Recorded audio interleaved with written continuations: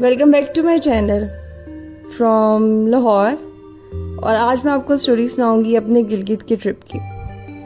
गिलगित का ट्रिप बहुत ही ख़ास था और ख़ास इसलिए था क्योंकि इसमें हमारे साथ हमज़ा और हमना भी जा रहे थे। ये हमारा फैमिली ट्रिप था जो हमने बहुत ज़्यादा इंजॉय किया। हमने अपने ट्रिप का स्टार्ट लाहौर से किया। हज़ारा मोटरवे से होते हुए बिशाम पहुँचे। फिर बिशाम में एक रात का स्टे करने के बाद फिर हम धासू, भाषा, इन सारे डैमों से गुज़रते हुए हम फिर स्कर्दू पहुंच गए।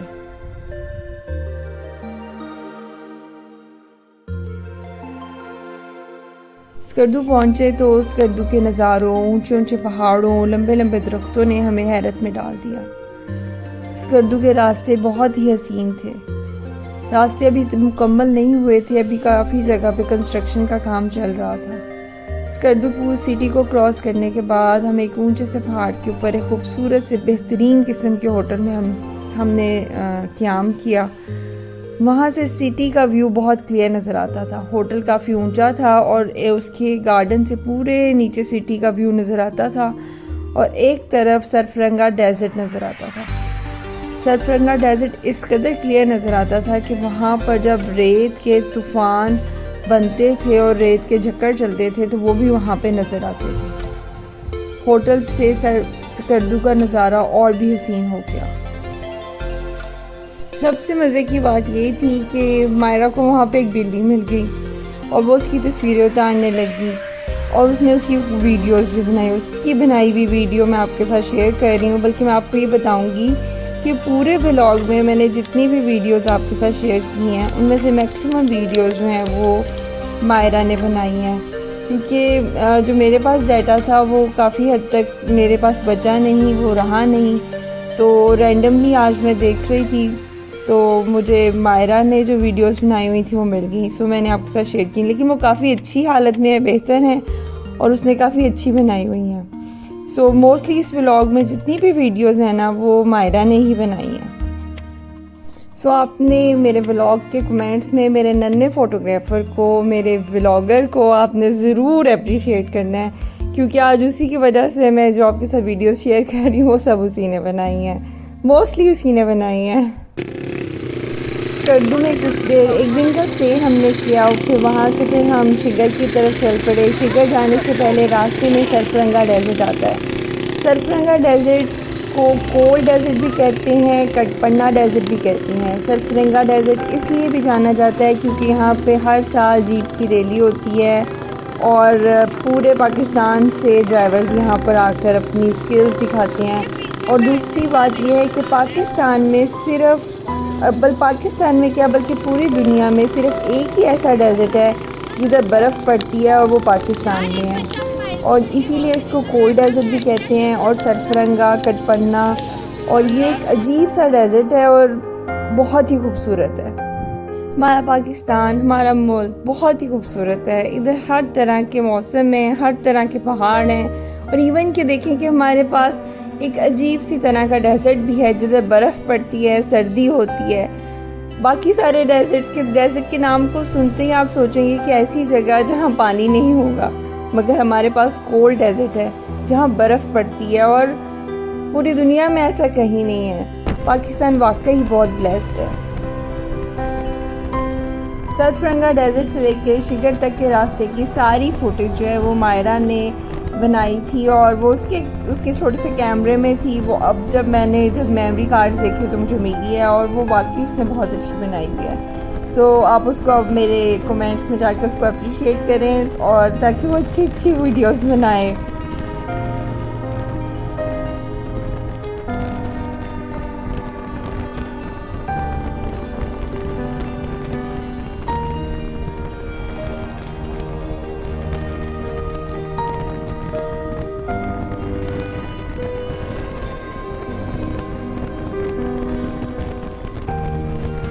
सरफरंगा डेजर्ट से शिगर जाते वक्त रास्ता बहुत सिंपल था। सिंगल रोड थी, कारपेटेड थी, सड़क के दोनों तरफ घर थे और घर भी बहुत सिंपल थे, लोग भी काफ़ी सिंपल हैं। मगर मैंने ऑब्ज़र्व किया कि वहाँ पे एग्रीकल्चर काफ़ी ज़्यादा था। बाकी गिलगित के एरिया से ज़्यादा मेरे ख्याल से वहाँ पर खुबानी के बागात थे, चेरी के बागात थे, और वहाँ पे लोग काफ़ी ज़्यादा लोग जो थे ज़राअत के शोबे से मुंसलिक भी हैं। और दूसरी बड़ी बात कि वहाँ पे एक बहुत मशहूर ब्लाइंड लेक है, और ब्लाइंड लेक के ऊपर ट्राउट फ़िश का तकरीबन सबसे बड़ा फार्म हाउस भी है, और वहाँ पर आप पैसे देकर कुछ घंटों तक ट्राउट फ़िश का शिकार भी कर सकते हैं। लेकिन फ़िलहाल हम ब्लाइंड लेक की तरफ तो जा नहीं रहे थे, हम शिगर फोर्ट देखना चाहते थे और शिगर फोर्ट की तरफ ही जा रहे थे। एक्चुअली ऐसे हुआ था कि जब हम होटल से सुबह निकले, हम निकलते वक्त थोड़ा सा लेट हो गए थे, और कुछ गूगल भी जो है ऐसे इलाकों में रास्ता और टाइम डिफरेंस बहुत ज़्यादा हो जाता है, क्योंकि गूगल सीधे सीधे रास्तों का टाइम कैलकुलेट करके बता रहा होता है, और मगर ये रास्ते जो होते हैं थोड़े बल खाते हुए पहाड़ों के रास्ते होते हैं। यहाँ पे टाइम जो है वो गूगल के टाइम से ज़्यादा ही होता है। सो अभी तो हमारी रेस लगी हुई थी अगेंस्ट द टाइम कि कहीं हम फोर्ट को देखना मिस ना कर दें, हम टाइम पर पहुंच जाएं। सो हमने फ़िलहाल के लिए ब्लाइंड लेक को स्किप कर दिया था और हम सीधा सीधा शिगर फोर्ट की तरफ जा रहे थे, मगर वहाँ पहुँचे तो उसका भी टाइम ख़त्म हो चुका था।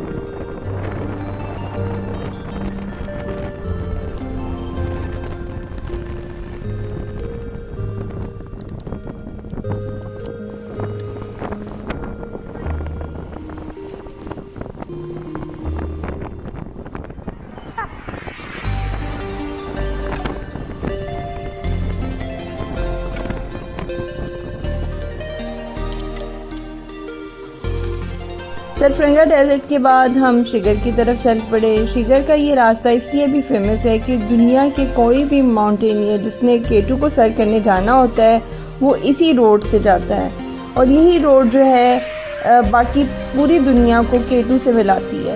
इसलिए रोड बहुत अच्छी है, फेमस भी है और बहुत अच्छी भी बनी हुई है।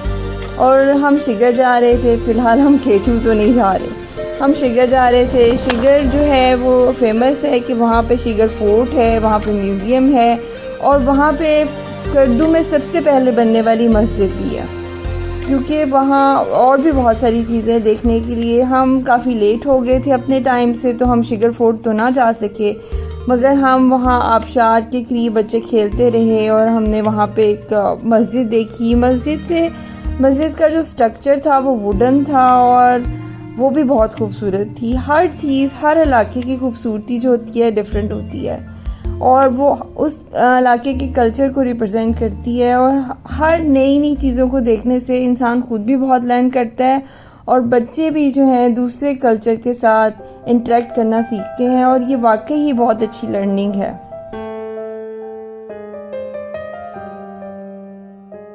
शिगर फोर्ट को मिस करने के बाद हमने सोचा कि अब हम वापस चलते हैं स्कर्दू, और स्कर्दू से वापस हम अगले दिन गिलगित चले गए। गिलगित में हमने रात का स्टे किया और फिर वहाँ से अर्ली इन द मॉर्निंग, तकरीबन सुबह अजानों के वक्त हम लोग खुंजराब पास के लिए, यानी कि खुंजराब पास से चाइना बॉर्डर की तरफ चल पड़े। लेकिन अब प्रॉब्लम ये थी कि गिलगित से चाइना बॉर्डर का जो डिस्टेंस था वो तकरीबन 350 किलोमीटर था। 350 किलोमीटर पहाड़ों में पूरा दिन बन जाता है, मगर अगेन हमारी रेस थी अगेंस्ट द टाइम। हमारा टारगेट ये था कि हम अर्ली इन द मॉर्निंग, तकरीबन अंधेरे में ही, हम अजानों के वक्त ही चाइना बॉर्डर की तरफ निकल पड़े और फिर वो हमने सारा रास्ता कवर किया और सुबह 9 बजे के करीब हम चाइना बॉर्डर के ऊपर थे।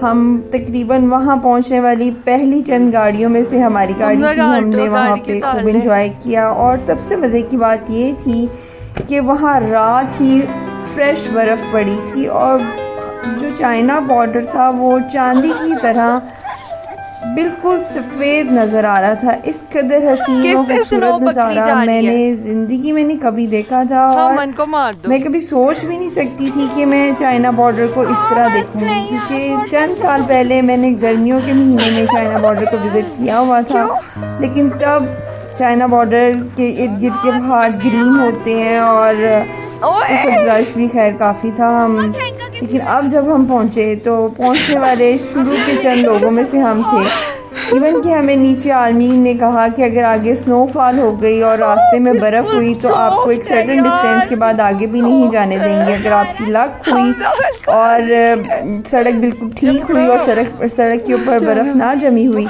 तो वो फिर ही आपको आगे जाने देंगे, वरना आपको आधे रास्ते से ही वापस आना पड़ेगा। लेकिन खैर हम लोग पहुँच ही गए। वहाँ पहुँचे तो चाइना बॉर्डर बिल्कुल सफ़ेद था, फ्रेश बर्फ़ थी और बर्फ़ बहुत ही सॉफ्ट थी। इतनी खूबसूरत बर्फ़ मैंने ज़िंदगी में कभी नहीं देखी और चाइना बॉर्डर का ये नज़ारा भी मैंने कभी नहीं देखा और पता नहीं मैं फिर कभी ऐसा खूबसूरत नज़ारा देख भी सकूँगी कि नहीं। और इस सब का जो क्रेडिट है वो जाता है हमज़ा और हमना को, क्योंकि वो हमारे साथ थे और उन्होंने कभी भी चाइना बॉर्डर नहीं देखा था। उनको दिखाने के लिए हमने डिसाइड किया कि हम ये 1 डे ट्रिप, यानी जिसमें हमने बहुत ज़्यादा रेस लगानी थी टाइम के अगेंस्ट, वो ज़रूर करेंगे। और सिर्फ उन्हीं की वजह से हमने भी वो नज़ारा देखा और इन्जॉय किया। चाइना बॉर्डर काफ़ी ज़्यादा हाइट पे है और तकरीबन दुनिया की हाईएस्ट बॉर्डर क्रॉसिंग है और बहुत ज़्यादा हाइट पे होने की वजह से वहाँ पे सांस लेने में भी मुश्किल हो जाती है। मगर खैर हमने बच्चों को इतना बताया ही नहीं था कि सांस लेने में मुश्किल होगी। बच्चों ने कुछ देर एंजॉय किया। उस वक्त वहाँ पे टेम्परेचर जो था वो -14 डिग्री था। हम काफ़ी देर वहाँ पे एंजॉय करते रहे और फिर जब वापसी के लिए हमने टर्न किया है तो हमें आगे काफ़ी सारे याक मिल गए। याक भी मैंने हमेशा किताबों में ही पढ़े थे, मैंने उनको रियल फर्स्ट टाइम आंखों से पहली बार देखा।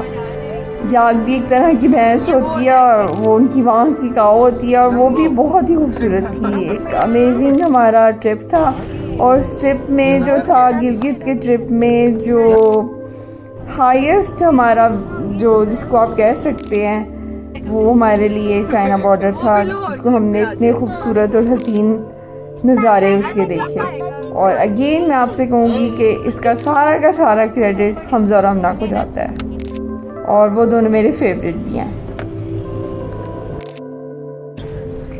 चाइना बॉर्डर से वापसी पे हमने अदाबाद लेक देखी। अदाबाद लेक में सीज़न ऑफ हो चुका था, सो कोई ऐसा भी नहीं था जो हमें बोट राइड देता और हम उसको देखते। खाली लेक पड़ी थी, बस उसके नज़ारे थे और कुछ नहीं। और दूसरी बात, हमने सोस्ट का विलेज भी देखा। सोस्ट का विलेज चाइना बॉर्डर से जस्ट पहले आता है। सर्दी के महीनों में यहाँ पे सिर्फ आप सोस्ट तक जा सकते हैं, चाइना बॉर्डर तक नहीं जा सकते। चाइना बॉर्डर तक सिर्फ 4x4 व्हीकल की कोई इजाज़त होती है कि वो आगे जाए। सो वो भी हमने देखा। यार बाहर देख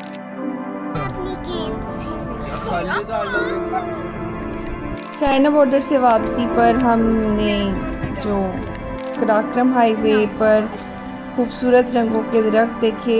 हमने जिस सीज़न में ट्रिप किया था वो सीज़न था कि गर्मी ख़त्म हो रही थी और सर्दी की आमद थी, यानी कि अक्टूबर का एंड था और सर्दियों का मौसम बस शुरू ही होने वाला था। और पूरा जो हुंजा था या पूरे हुंजा और स्कर्दू के जो दरख्त थे वो येलो गोल्डन ब्राउन कलर के हो गए हुए थे और वो पहाड़ों को एक नया रंग दे रहे थे। एक ख़ज़ा का मौसम भी इस कदर खूबसूरत हो सकता है, ये भी मैंने पहली बार हुंजा में ही देखा कि ख़ज़ा भी इस कदर खूबसूरत लग सकती है। बहार तो होती ही खूबसूरत है, मगर ख़ज़ा के भी खूबसूरत रंग सिर्फ हुंजा में ही थे।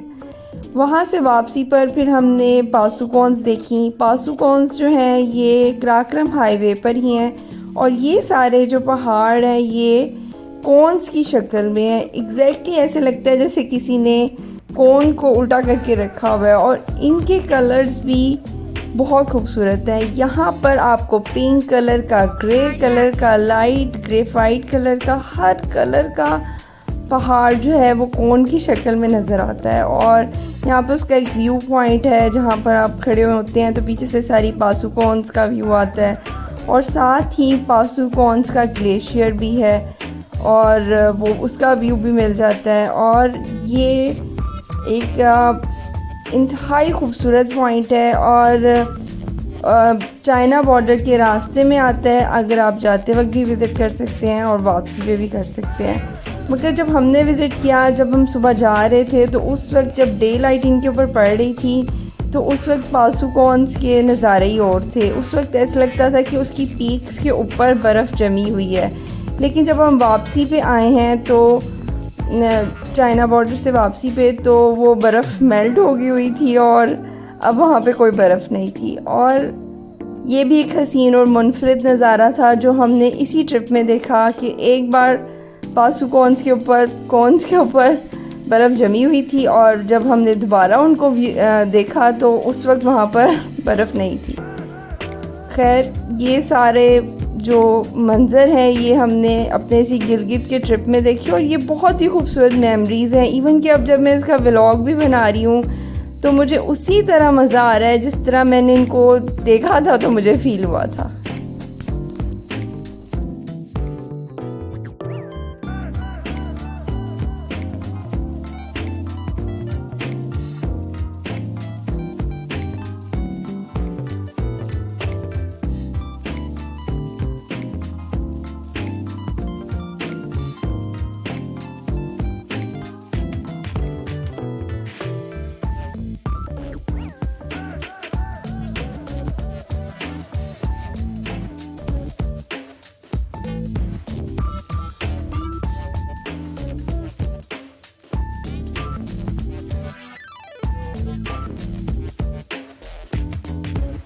चाइना बॉर्डर से वापसी पर हम वापस गिलगित आ गए, जहाँ से सुबह हमने अपना सफ़र शुरू किया था।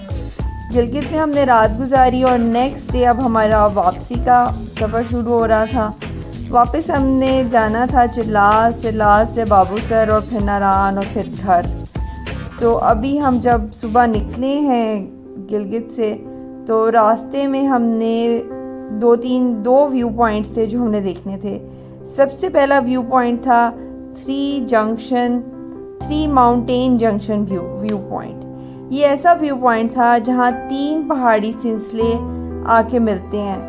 एक तरफ आपको क्राक्रम पहाड़ी सिलसिला मिलता है, दूसरी तरफ हिमालय का पहाड़ी सिलसिला और एक तरफ से को हिंदुकुश का पहाड़ी सिलसिला आकर मिलता है। और ये उनका ज्वाइनिंग पॉइंट है, जंक्शन पॉइंट है और यहाँ से आप तीनों पहाड़ी सिलसिलों का व्यू कर सकते हैं और उनमें डिफरेंस भी देख सकते हैं। हर पहाड़ी सिलसिले का कलर और उसका जो स्ट्रक्चर है वो इंटायरली दूसरे से डिफरेंट है। और बीच में आपको दरियाए गिलगित बहता हुआ नज़र आता है और कुछ हिस्से में दरियाए सिंध भी, अगेन हर जगह आपको दरियाए सिंध मिल जाता है, उसका भी कुछ पोर्शन नज़र आता है। सो ये एक 3 माउंटेन जंक्शन व्यू पॉइंट था और काफ़ी ज़्यादा इन्होंने भी इसको डेवलप कर लिया हुआ है। यहाँ पे भी बच्चों ने काफ़ी ज़्यादा हाइकिंग भी की और खूब एंजॉय किया।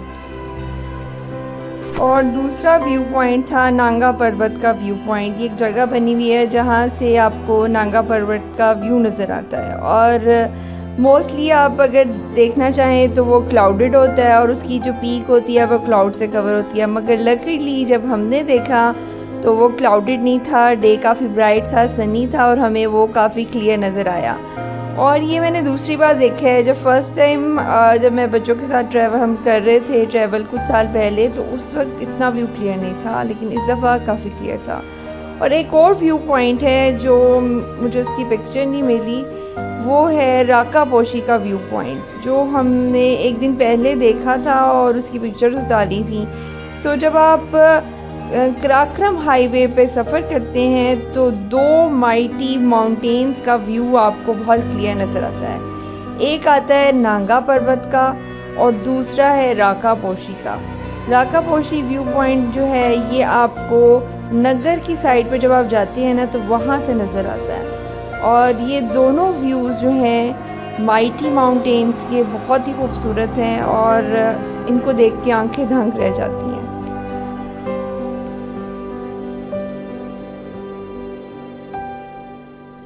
फिर हमारा वापसी का सफ़र था। अब हमने चिल्लास से बाबूसर टॉप और बाबूसर टॉप से नारान की तरफ जाना था।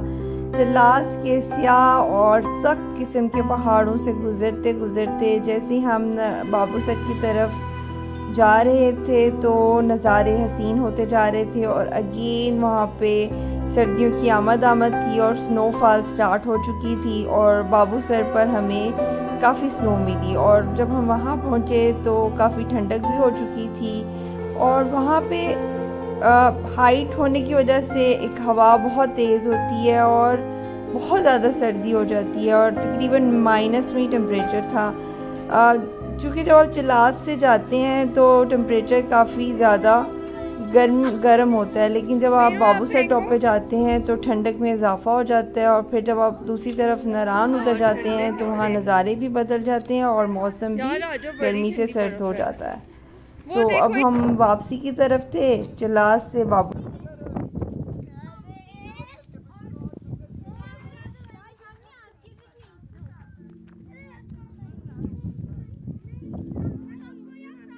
मेरी कोई नहीं खींचता।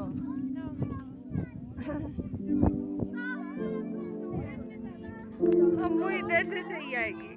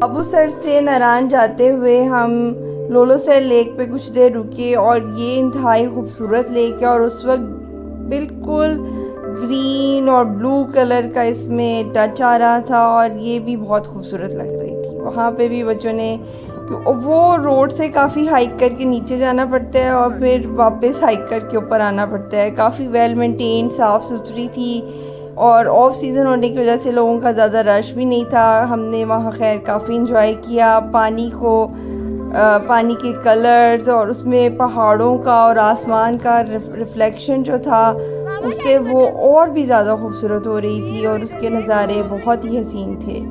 अब लोलोसर लेक के बाद हम नारान सिटी में एंटर होने जा रहे थे।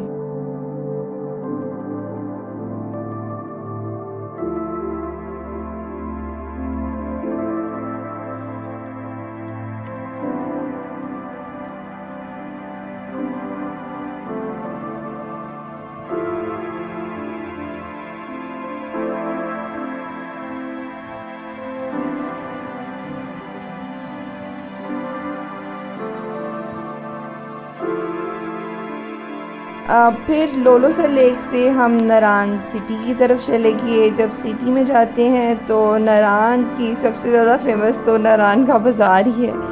नारान का बाज़ार बहुत ही खूबसूरत है और वहाँ पे बहुत सारी चीज़ें मिलती हैं उनके कल्चर से रिलेटेड। बच्चों ने काफ़ी शॉपिंग की, शॉपिंग आपको नज़र भी आ रही होगी। बच्चों ने टोपियाँ ली और और सारे बहुत खूबसूरत लग रहे थे और हमने काफ़ी इंजॉय भी किया। वहाँ पे हमने अच्छा सा मून रेस्टोरेंट में खाना खाया और फिर काफ़ी देर तक नारान के बाज़ार में वॉक करते रहे, इंजॉय करते रहे।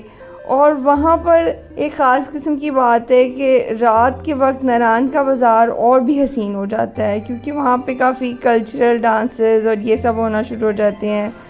और सर्दी काफ़ी ज़्यादा थी और हम उस सर्दी को एंजॉय भी कर रहे थे। हमने हॉट चॉकलेट पी जिससे हमें और भी मज़ा आया। खैर, ये जो ट्रिप था अब हमारा एंड हो रहा था, हमारे लिए खूबसूरत मेमोरीज़ बना रहा था और इस ट्रिप को हमेशा मैं याद रखूँगी। और अब जब मैं इसका व्लॉग बना रही थी तो मुझे उसी तरह फ़ील हो रहा था जैसे मुझे सब कुछ याद आ रहा था कि हम लोगों ने कितना एंजॉय किया और मैंने अपनी मेमोरीज़ आपके साथ शेयर की। इसका भी मुझे बहुत मज़ा आया।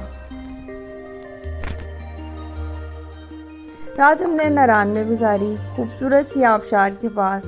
अब हमारा ट्रिप एंड हो रहा था खूबसूरत यादों के साथ। हम हमेशा इसे याद रखेंगे।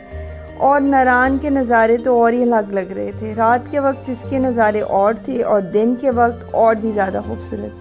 जब हम नीचे होटल से नीचे बाज़ार में आए तो बाज़ार का तो नज़ारा ही अलग था। इस कदर खूबसूरत पहाड़ों के बीचों बीच बल खाता हुआ बाज़ार और बाज़ार की सड़क के ऊपर एक लंबी कतार खूबसूरत रंगों की जीपों की, जो इस बाज़ार को और भी ज़्यादा खूबसूरत बना रही थी। ये जीपें यहाँ के लोकल लोगों की हैं। ये 4x4 हैं जो लोगों को, सियाहों को नारान बाज़ार से वो झील सैफुल मलूक तक लेके जाते हैं, क्योंकि वो ऑफ रोड ट्रैक है और वहाँ सिर्फ 4x4 व्हीकल ही जा सकती है, दूसरी आम गाड़ियाँ नहीं जा सकती। तो जो सियाह यहाँ तक आते हैं वो इन जीपों के सहारे ऊपर झील सैफुल मलूक तक चले जाते हैं और उसके नज़ारों का मज़ा लेते हैं। लेकिन जो मैंने देखा वो किसी ने ना देखा। मैंने नारान बाज़ार को ऑफ सीज़न में देखा और सड़क के दूसरी तरफ लंबी जीपों की कतारें, खूबसूरत रंगों में ढली हुई बहार का मौसम। ऐसा लग रहा था जैसे वहाँ बहार का मौसम है। इन खूबसूरत जीपों को पहाड़ों की शहज़ादियाँ कहना ज़्यादा मुनासिब है, क्योंकि इनका वहाँ राज है। ये जहाँ चाहे जा सकती हैं और इनके रंग भी मुनफरिद हैं। ऐसे दिल चाहता है कि हर एक जीप की आप तस्वीर उतार लें। मैंने कुछ की उतारी भी और आपके साथ शेयर भी की। खैर, हम नारान को खुदा हाफिज़ कह रहे थे। हमारा ये सफ़र यहाँ ख़त्म हो रहा था और हमारी बहुत सारी मेमोरीज़, खूबसूरत यादों के साथ।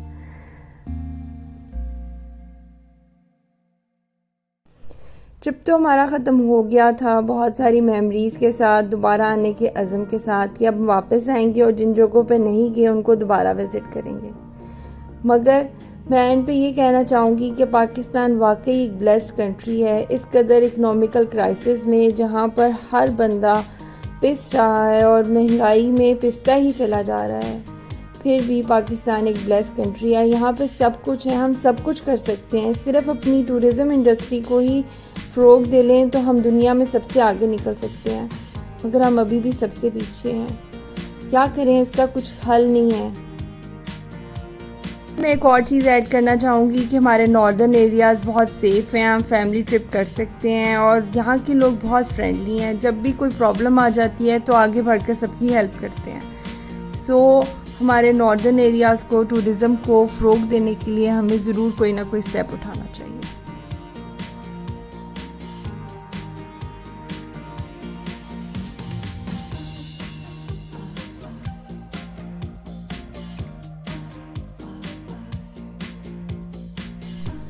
ये था मेरा आज का vlog. Must like, share and subscribe my channel for more travelling vlogs.